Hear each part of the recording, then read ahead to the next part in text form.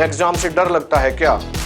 नहीं बाबू, एग्जाम से डर नहीं लगता, थप्पड़ से डर नहीं लगता है ना, प्यार से लगता है।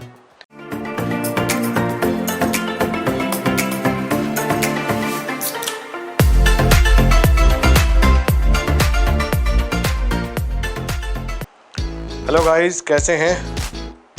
आज सरफेस केमिस्ट्री और लेक्चर नंबर 2-3 जो भी है, आज हम करने वाले हैं लायोफिलिक और लायोफोबिक में डिफरेंस क्या होता है। थोड़ा सा बैकग्राउंड में जाएंगे और थोड़ा सा बैकग्राउंड में जाएंगे। पहले लेक्चर में क्या कर चुके हैं, एक तो ये हम कर लेते हैं, इसको देख लेते हैं, और दूसरा लायोफिलिक लायोफोबिक को समझने के लिए जिन कंसेप्ट की ज़रूरत होती है तो थोड़ा सा उन पर भी ध्यान देना पड़ेगा। पहले लेक्चर्स में 2 लेक्चर हो चुके हैं, दोनों लेक्चर में नंबर 1 और नंबर 2 लेक्चर के अंदर हमने सरफेस केमिस्ट्री क्या होती है और उसमें यूज़ होने वाली टर्मिनोलॉजी जो भी है, adsorption, absorption, physical adsorption, chemical adsorption में डिफरेंस, एडजॉर्प्शन आइसोथर्म और एडजॉर्प्शन आइसोबार, ये कंप्लीट कर लिया था। ये सब कंप्लीट हो गया है। तो ये जो सरफेस केमिस्ट्री वाला चैप्टर है, ये ऐसे करके ना 5-6 टुकड़ों में बांटा जा सकता है और एक दूसरे से किसी का कोई मतलब नहीं है। अगला जो फेज आज मैं स्टार्ट करने जा रहा हूँ, that is related to colloidal chemistry. Colloidal chemistry, colloid chemistry भी आप बोल सकते हैं। देखिए, जब सॉल्यूशन प्योर होता है, होमोजेनियस सॉल्यूशन जो होता है, आप उसको सॉल्यूशन बोलते हैं। लेकिन अगर हेटेरोजेनियस सॉल्यूशन होता है तो उसको सॉल्यूशन नहीं कहा जाता, उसको कोलोइड्स कहा जाता है। क्या कहा जाता है? कोलोइड्स। मैं लिख देता हूं, कोलोइड्स। जिस तरीके से सॉल्यूशन में सोल्यूट और सॉल्वेंट 2 फेज थे, ठीक वैसे ही यहां पर भी 2 फेज।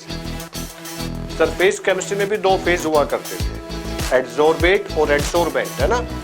सॉल्यूशन में थे सोल्यूट और सॉल्वेंट।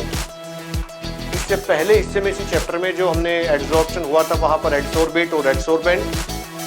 यहाँ पर कोलोइडियल केमिस्ट्री में 2 फेज होंगे, dispersion phase and dispersion medium. Dispersion medium ये लिखा हुआ है डिस्पर्स फेज, और ये लिखा हुआ है डिस्पर्जन मीडियम। डिस्पर्जन मीडियम वो है जैसे सोलवेंट वहां होता था, सोलवेंट होता था, ठीक वैसे ही यहाँ पर डिस्पर्जन मीडियम होगा। और जैसे सोल्यूट को आप डिसॉल्व करते थे सोलवेंट में, वैसे डिस्पर्स फेज को मिलाया जाएगा डिस्पर्जन मीडियम में। उम्मीद करता हूँ ये बेसिक चीज आपकी समझ में आ गई होगी। अगर ये आ गई है तो फिर बड़ा आसान हो जाएगा लायोफिलिक लायोफोबिक को समझना। वैसे कोलोइडल सॉल्यूशन किसे कहते हैं, मैं एक डेफिनेशन ये भी आपको बता दूं। जब आप धूल भरी आंधी में, सपोज करिए आपने हेलमेट नहीं पहना है किसी दिन और आपने ये स्पेक्स भी नहीं लगाए हैं, तो आप बाइक चलाते हैं, धूल भरी आंधी, चला पाएंगे क्या? नहीं। आंखों में कंकर पत्थर चुभने लगेंगे और आपको ऐसे करके बाइक रोकनी पड़ेगी। वो कोलोइडल पार्टिकल्स हैं। 2 फेज है, एयर है ना, गैस है, और गैस के अंदर छोटे छोटे पार्टिकल्स हैं जो हवा में तैर रहे हैं। That is colloidal solution. आपने बोतल के अंदर पानी भरा, थोड़ी मिट्टी डाल दी, हिला दिया उसको, खूब अच्छे से डिसॉल्व हो गया मैक्सिमम पार्ट, लेकिन उसके अंदर छोटे छोटे टिनी पार्टिकल्स जो आपको दिखाई देते हैं, वो इसको हेटेरोजेनियस फेज बनाते हैं। आपका ब्लड, उसमें मिनरल्स होते हैं, छोटे छोटे मिनरल्स, दैट इज हेटेरोजेनियस।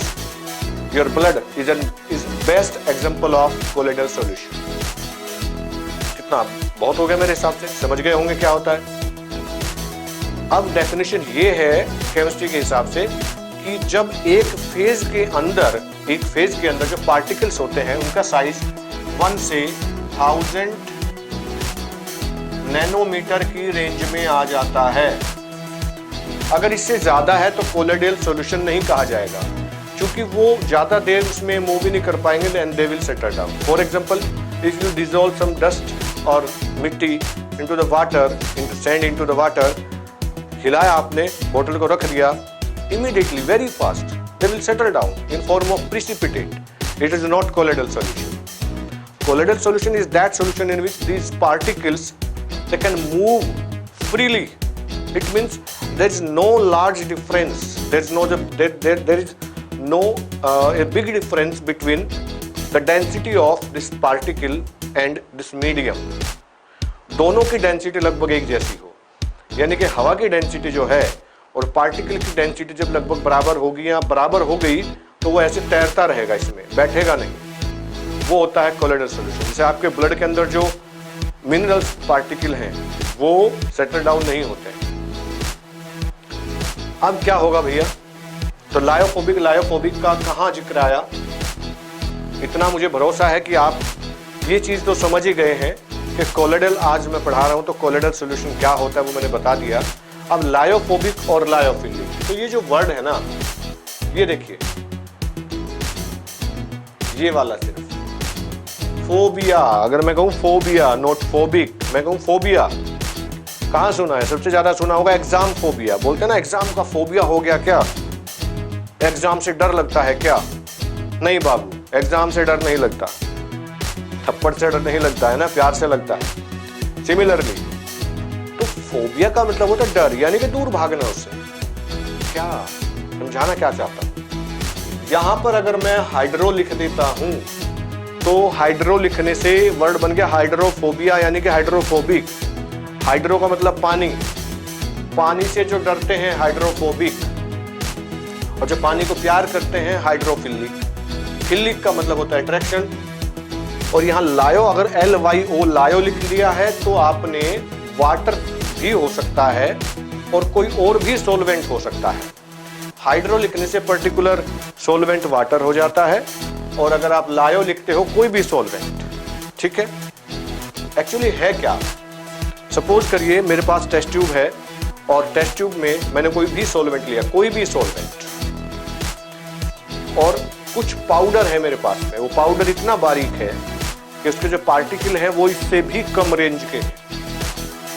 मैंने उनको इस सॉल्वेंट में डिसॉल्व किया टेस्ट ट्यूब में, इसको हिलाया तो वो पार्टिकल्स इस सॉल्वेंट से अट्रैक्टिव नहीं होते, they will collide, they will attract to each other, और वो एक बड़ा पार्टिकल बना लेते हैं, दैट इज फोबिक। अगर मैं ऐसा सब्सटेंस लेता हूं इस सॉल्वेंट में मिलाने के लिए, जो मिलाने के बाद में डिसॉल्व हो जाए, छोटे छोटे पार्टिकल्स में टूट जाए, अच्छी सोल्युबिलिटी दिखाए, जो सॉल्यूशन बने वो कोलोइडल सॉल्यूशन बन जाए, तो हम उसको बोलेंगे हाइड्रोफिलिक, और पहले वाले को बोलेंगे हाइड्रोफोबिक। अगर वाटर सॉल्वेंट है और कोई और भी है तो आप लायोफोबिक बोल सकते हैं। क्या करते हैं, दोनों में ठीक से डिफरेंस को समझ लेते हैं। यहां देख लीजिए, पहला पॉइंट क्या है, these colloids are liquid hating. अभी मैंने बताया ना, सॉल्वेंट अगर आपका वाटर भी है या कोई और भी है तो वो हेटिंग का मतलब वो घृणा करते हैं, दूर भागते हैं। They are not solvent loving. In these colloids, the particles of dispersed phase have no affinity for the dispersion medium. These particles does not have attraction with the solvent. यही बोला था ना, यही समझाया था आपको। Third, they are not stable, they are unstable. Fourth, they can be prepared by mixing substance directly. याद करते जाइए please. Fifth, they need stabilizing agent for their preservation.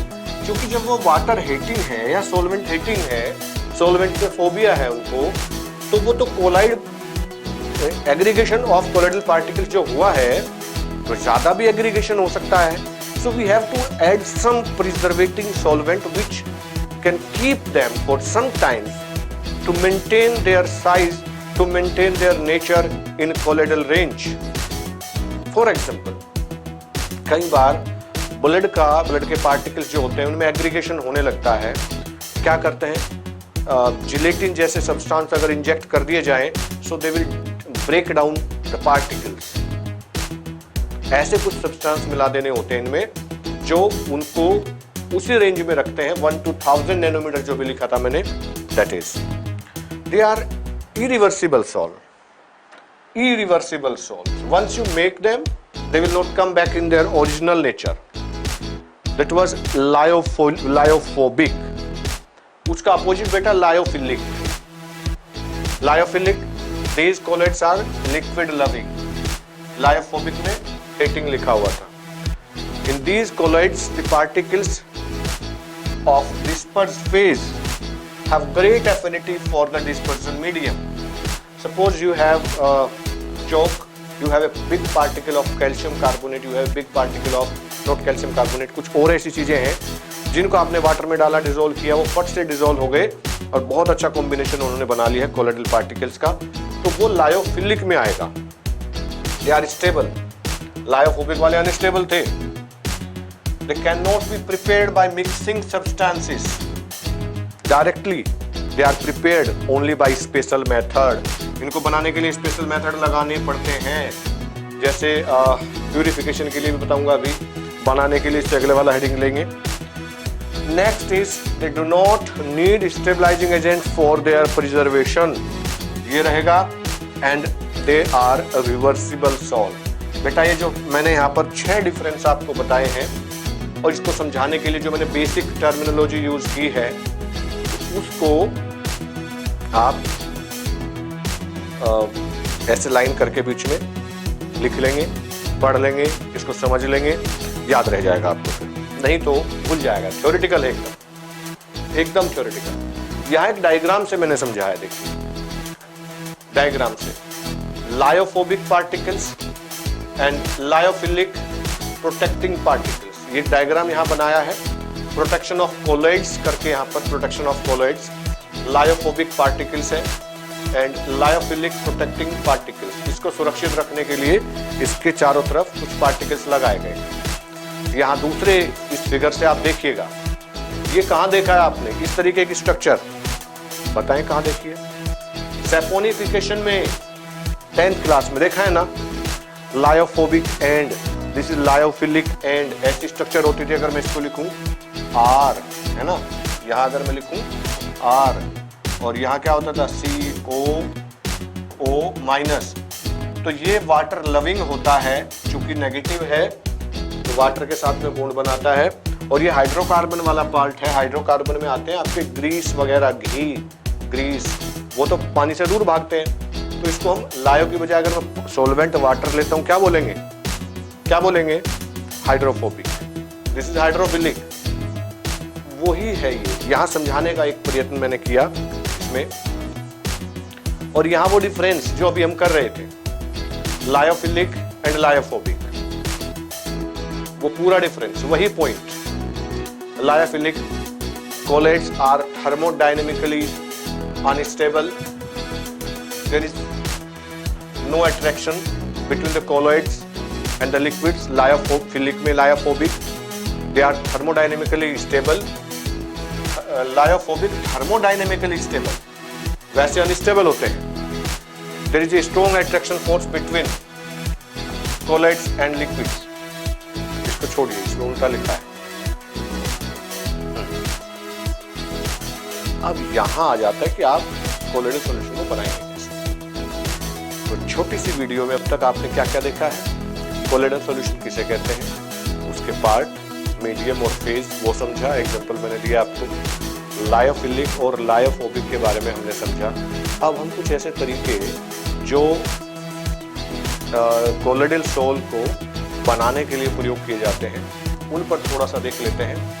एक है केमिकल मेथड। सबसे पहला हेडिंग डाल दीजिए आप, हेडिंग आपका method for of preparation of colloids. Colloids को कैसे बनाएंगे? केमिकल मेथड, एक सब्सटेंस दूसरा सब्सटेंस मिक्स कर देंगे, आपस में रिएक्शन होगी। आगे उनमें से दो जो बनेंगे प्रोडक्ट, एक सॉल्वेंट का काम करेगा और दूसरा इस तरीके से डिसॉल्व कर लेगा अपने आप को उस सॉल्वेंट में कि वो कोलोइडल रेंज में आ जाएगा। Colloids can be prepared by chemical reaction leading to the formation of molecules.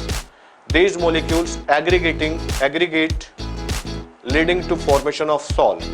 बहुत सिंपल सा तरीका जो अभी मैंने बताया और बहुत इंपॉर्टेंट भी नहीं है। Next is number 2, Briggs arc method. This is highly important. Briggs arc method. इसको इलेक्ट्रिकल डिसइंटीग्रेशन भी बोला जाता है इस मेथड को। इसमें क्या करते हैं, एक कंटेनर लिया, कंटेनर में 2 इलेक्ट्रोड लगाए और उनने इलेक्ट्रिक आर्क, चिंगारी जिसको बोलते हैं, वो प्रवाहित की। वहां पर डिसोसिएशन हो जाएगा आयन का and they will convert into colloidal salt. In this method, electric arc is struck between electrode of the metal immersed in the dispersion medium. The intense heat produced vaporize the metal, which then condense to form particles of colloidal size. याद करिएगा, to the point लिखा है, एक भी बात extra नहीं है इसमें बेटा. And the next one is, and that very important, that is peptidization. Peptidization क्या होता है? समझाता हूँ आपको. It is the process of converting a precipitate into colloidal salt by shaking it with the dispersion medium in the presence of a small amount of electrolyte. The electrolyte used for this purpose is called peptidizing agent. किसी भी peptidizing agent की presence में, अभी हम एक example ले रहे थे कि अगर मैंने कोई सब्सटेंस डिसॉल्व किया टेस्ट ट्यूब में, लिक्विड है, हिलाया, रखा, नीचे बैठ गया, तो दैट इज पीपीटी. पीपीटी की वजह से क्या हुआ, अब ये कोलोइडल सॉल्यूशन नहीं रहा, अलग अलग हो गया. If you mix some extra substance into the solution, which has tendency to dissolve this PPT into this solvent, वो पूरी तरीके से उसमें डिसॉल्व होकर के, and now the particles they move here and there. तो उसने क्या काम किया जो एक्स्ट्रा एजेंट आपने मिलाया? दो काम किए हैं. वन थिंग, उसने इस सॉल्वेंट की, जो सॉल्वेंट था यहाँ पर फेज था, मीडियम था, उसकी डेंसिटी को घटा दिया है, क्योंकि जो पार्टिकल्स नीचे बैठ गए थे उनकी डेंसिटी ज्यादा थी, है ना, उनकी ज्यादा थी, इसने बढ़ा दिया, डेंसिटी को बढ़ा दिया. तो इसकी डेंसिटी जब बढ़ गई मीडियम की, डेफिनेटली उनके इक्वल हो गई, so the particles can move here and there. अगर पार्टिकल्स जो नीचे बैठे हैं उनकी डेंसिटी बहुत कम हो जाती तो फिर वो नीचे ना बैठते, वो फिर ऊपर तैरने लगते हैं.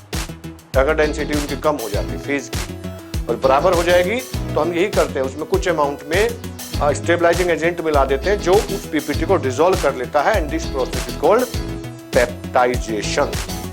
याद कर लीजिए, पेप्टाइजेशन. अब आप प्यूरिफाई कैसे करेंगे? प्यूरिफिकेशन कोलोइडल पार्टिकल्स, यानी कि हमें जो सॉल्यूशन दिया गया that is not pure, that is impure. For example your blood के अंदर जब किडनी फंक्शन करना बंद कर देती है तो कुछ अनवांटेड पार्टिकल्स जो है आपके ब्लड के अंदर एंट्री कर जाते हैं, जिसकी वजह से आपके लंग्स और भी ऑर्गन्स हैं वो डैमेज हो जाते हैं. क्योंकि ब्लड के अंदर केवल कुछ पार्टिकल्स ही अलाउड होते हैं जिनकी रेंज 1 to 1000 नैनोमीटर होती है, उनकी वजह से हार्ट भी ठीक काम करता है. अगर कुछ ऐसे पार्टिकल्स आ जाएंगे which are not allowed to come inside the blood because kidney is not functioning well, then we have to purify your blood, and the process is called dialysis using artificial kidney. So artificial kidney means artificial membrane. There is a membrane which acts as a filter paper, which acts as a filter membrane, and that entire machine वो क्या करती है, वो आपके blood pressure के according कितना blood आ रहा है बॉडी में से, चूंकि वापस भी ब्लड आना है वो, तो वो उस प्रोसेस को मेंटेन करती है कि कितना पंपिंग, वो उसके अकॉर्डिंग सेट हो जाती है. वो ये फंक्शन होता है, that is called dialysis. So dialysis is a process of removing dissolved substance from a colloidal solution by means of diffusion through a suitable membrane. That is dialysis. If we are doing this dialysis with the help of by applying electric field, then called electrodialysis. The process of dialysis is quite slow.